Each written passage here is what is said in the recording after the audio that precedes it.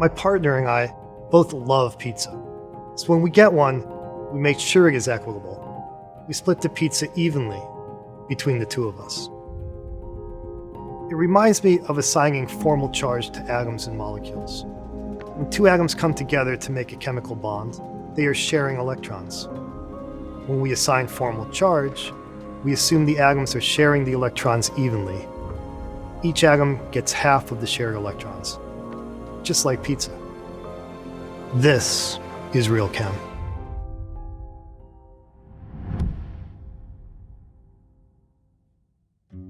Chemists assign charges to atoms in a number of different ways. Depends on what they're interested in at the time. Formal charge is used to decide the best way to represent the molecule with a Lewis structure. The best structure, it's the one that minimizes the formal charges. Often, there is only one Lewis structure that satisfies the octet rule, while other times, especially when there are atoms that can expand their octet, we can find more than one structure that satisfies the octet rule. This is when formal charge comes to our rescue. Let's explore.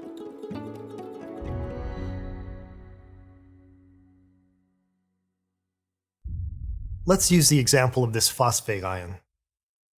This ion is all through our bodies, so it's like super important in biochemistry. Here are two candidate Lewis structures. Both obey the octet rule, but one uses an expanded octet for phosphorus and the other doesn't. We can decide which is better by using formal charge. In assigning formal charge to an atom, we start with the number of valence electrons the atom would have as an isolated atom. We then subtract the number of electrons the atom has assigned to it in the Lewis structure. If these are equal, formal charge is 0. The atom has neither lost nor gained electrons by joining with the other atoms to make this molecule. Otherwise, it develops a formal charge. In assigning electrons, the atom gets all of the electrons that are in its lone pairs, because those electrons reside solely on that atom. But the atom only gets half of the bonding electrons, because we treat these as being shared equally with the other atom participating in that bond. Let's first consider the oxygen atoms that make a single bond with the phosphorus. Oxygen has 6 valence electrons as a free atom, so in calculating formal charge, we start with this 6. We then subtract 6 for the 6 electrons in lone pairs, and subtract 1 for its share of the 2 electrons in the single bond. This gives a formal charge of -1. This negative charge results because the oxygen atom has 1 more electron in the molecule than it does as a free atom.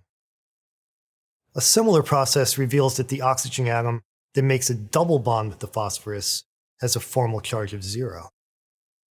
Converting one of the lone pairs to a bonding pair reduced the number of electrons assigned to the oxygen by 1. We can use a similar approach to phosphorus.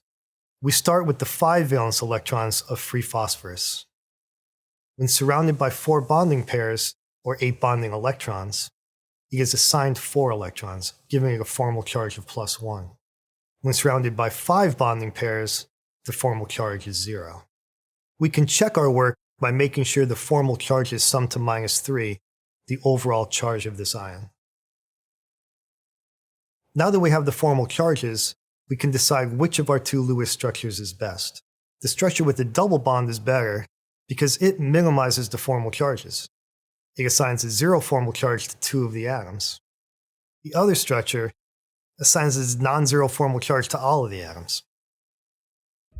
Using formal charge to determine the bonding pattern in a molecule is all about figuring out how to best share the available electrons among the atoms. It's sort of like sharing pizza among friends. We try to make sure everybody gets the amount of pizza they want, but if we have to give one person more pizza than the others, we give it to the person who's most hungry. So, explore, and remember to have fun.